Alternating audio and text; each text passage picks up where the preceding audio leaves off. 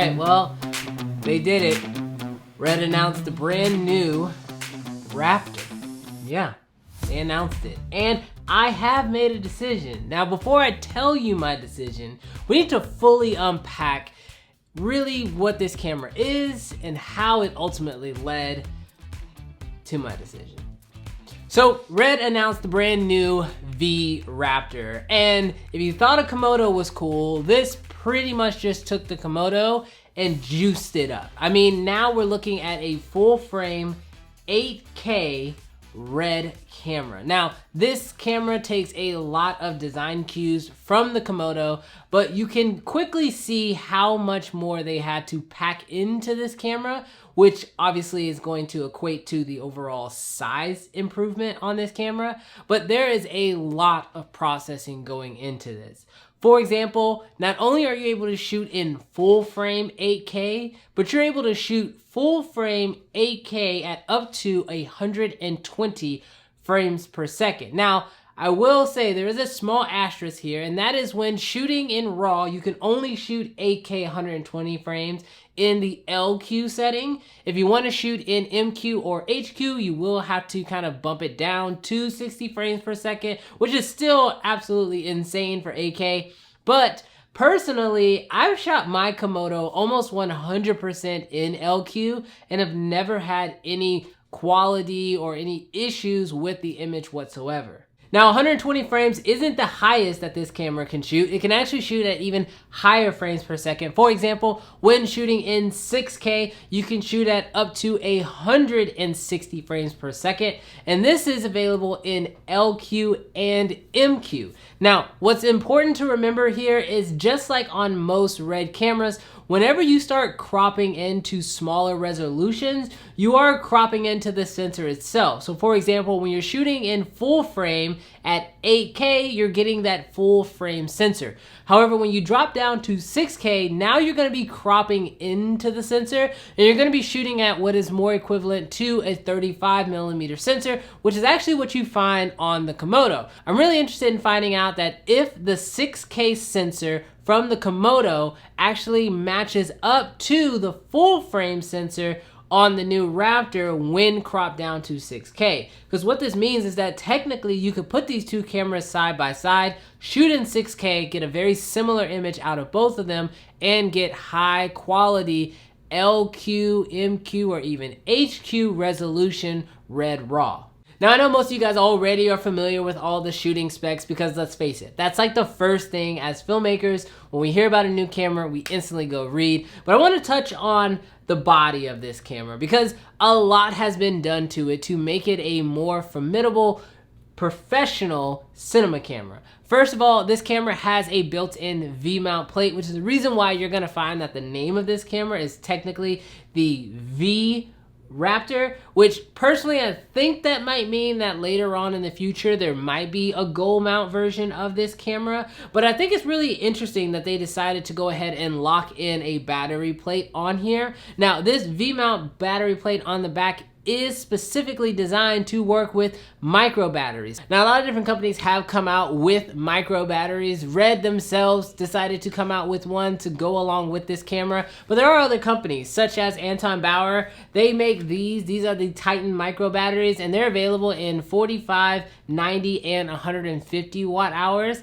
And these are fantastic with my Red Komodo. And because this camera is not much bigger, I'm pretty sure that when you slap one of these on the back of this camera, you're gonna get a phenomenal power experience. Now, moving on from the batteries, you are gonna get another RF mount on this camera as well. So the same type of mount you had on the Komodo, they brought that over here. One thing that I like is that they added a RF mount lock to the front of this, which means now you're gonna get a more secure attachment for your lenses whenever you're working with those RF lenses directly to this camera. Now, they've come out with a lot of RF lenses. I mean, whether that's coming directly from Canon or third-party lens manufacturers are now actually adopting this RF mount. And with this new camera, I just see that more companies are going to continue to add RF to their lens mount options. Now, circling around back to the back of this camera, you are gonna find that there are quite a bit of I/O options. First, you're gonna get 2 SDI ports on the back of this camera.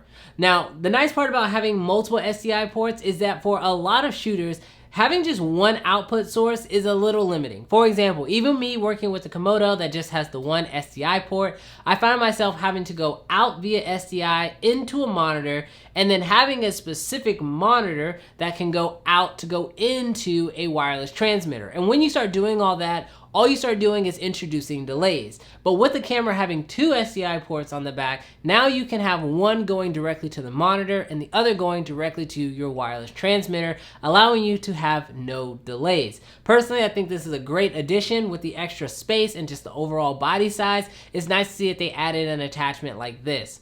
On top of that, you're also going to have better audio inputs on this camera. So unlike with the Komodo with just having a 3.5mm jack, now there's actually a designated audio cable link on the back of this camera. They say that this is going to be able to not only connect audio devices to it, but it's also going to be able to provide 48 volts, which means you're going to get phantom power from this camera. I just didn't see too much information about the cables yet and any adapters that were going to be needed. So hopefully we'll get some more information on that really soon. And then of course you're gonna find a power slot on the back of this for running this thing off of wall power. And then something else that's really interesting is that it also has that same connector that you find on the back of the Komodo that allows it to have control. Now, I normally have used this one little cable slot on the back for when connecting it to like my small HD monitor that has touchscreen control over this camera. So I'm really hoping that that same type of control that I already have with my small HD monitor will transfer over to this guy, because let's talk about one of the biggest elephants in the room when it comes to this camera, and that is the fact that there is no monitor built into it. Now, I know for most Reds, going back in time, having a monitor built into the camera was completely unknown. But when the Komodo came out, I thought this was going to become the new norm. Now, full transparency, I almost never rely on the monitor on the Komodo itself. I always have an external monitor on there, but it is nice to have it on the Komodo. But unfortunately with the Raptor, that's not going to be the case. So what this means is that you will need to get a monitor for this camera. Now, Red has already created a monitor that actually slots directly to this camera, which I think is actually a really decent design, because now you don't have to worry about dealing with SDI cables. However, there is a cable on the back, but it's not anything that you have to worry about plugging in and out of the monitor or directly to the camera body itself. So since there's no monitor, well, what took its place? Well, on the top of the camera, you're gonna find that there's a massive vent. And I'm pretty sure that is absolutely necessity when it comes to funneling all the heat that's gonna be going directly into this camera, because let's face it, that's what it takes to shoot 8K. But on the side, you do still find that there is a monitor there, but it's not actually used for being able to see what your camera's image is producing. There, you're just gonna find just an option to be able to see some of your settings, see if your image is over or underexposed, and being able to see exactly where you are in your slate setup. You know, personally, I'm really excited about this new camera. I mean, the Komodo has already been a groundbreaking camera for Red. I mean, they used it in the Suicide Squad movie that was just produced. And this is because this is a camera that was initially designed to be used as a crash cam. But I think Red has found that this design and this entire camera package has a lot to offer to the industry. And seeing them really go and kind of dive in more into this setup with the brand new Raptor personally makes me really excited as a Komodo owner. I think if you are someone who has maybe been thinking about buying a Komodo and now this camera's come out and you're thinking, is it worth it to still buy a Komodo? 100%. Actually, I personally think that this camera makes the Komodo even more valuable, because it now gives the Komodo a suitable big brother. It gives it a camera that if you need something a little bit more than the Komodo is offering, you have that as an option. And it doesn't mean that you actually have to buy this camera. I think this will be a fantastic renting camera for a lot of productions just because of what it can offer. You know, Red says this is their flagship camera, which is awesome, because for the price, This is a pretty obtainable flagship camera for a lot of filmmakers out there. I know it's not gonna be obtainable for everyone, but knowing that this is the flagship really does make me excited about the future of Red's camera lineup. I mean, for example, what will their Gemini of this setup look like and what will it cost? I'm really excited to see what Red does, and I know you guys are probably excited to find out if I am gonna actually end up getting it or not. And so the honest to God truth is,